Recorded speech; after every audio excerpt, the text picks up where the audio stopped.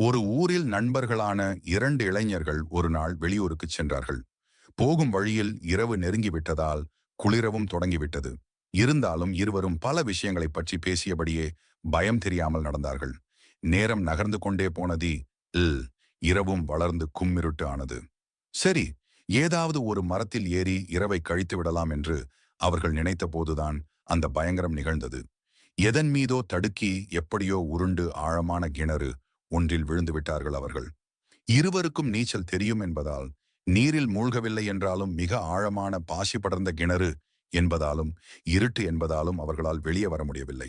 கிணற்றில் விழுந்த நிலவின் பிம்பம் மட்டுமே துணையாக இருக்க இருவரும் விடியும் வரை கிணற்றுக்குள்ளேயே இருந்தார்கள்.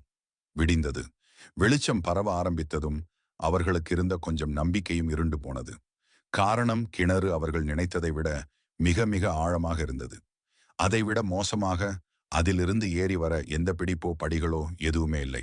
சுருக்கமாகச் சொன்னால், எப்போதோ இயற்கை சீற்றத்தின் போது ஏற்பட்ட வெகு ஆழமான பள்ளம் போல் இருந்தது அது. சேரும் சகதியும் நிறைந்திருந்த அதிலிருந்து வெளியேறுவது ஏதாவது அதிசயம் நிகழ்ந்தால்தான் முடியும். நிலவரம் என்ன என்பது தெரிந்ததுமே இளைஞர்களில் ஒருவன் கலவரமடைந்து சேர்ந்து போனான். மற்றவனோ சற்று நேரம் அமைதியாக தியானத்தில் அமர்ந்தான். பிறகு யோசிக்க ஆரம்பித்தான்.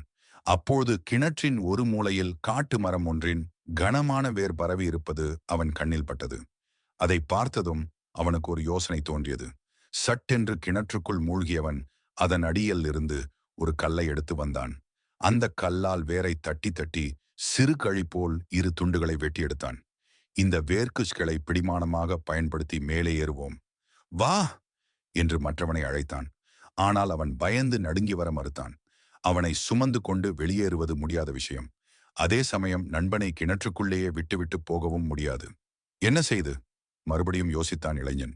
ஒரு சில நிமிடங்களுக்கு பின் தன் நண்பனிடம், நண்பா, எனக்கு ஒரு மந்திர வார்த்தை தெரியும். அதை சொன்னால் எந்தவித பயமும் நமக்கு வராது. அதைத்தான் நான் இவ்வளவு நேரம் சொல்லி தியானம் செய்தேன்.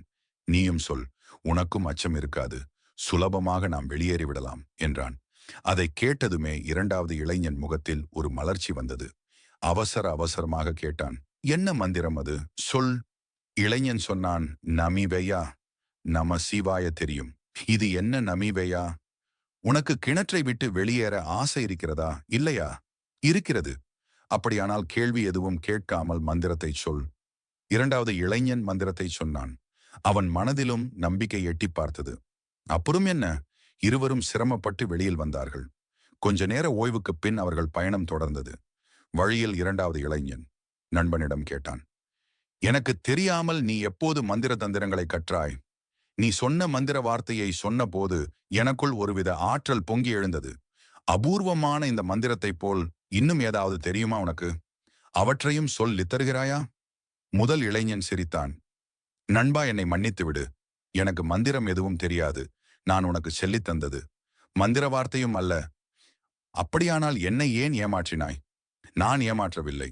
உன் மனதில் இருந்த எதிர்மறை எண்ணத்தை வெளியே தள்ளி நீ நம்பிக்கையுடன் செயல்பட உதவினேன். அவ்வளவுதான். நீ சொன்ன மந்திர வார்த்தை, அது நம்பிக்கை மனதில் இருந்தால் வெல்லலாம் யாவரும் என கூறினான்.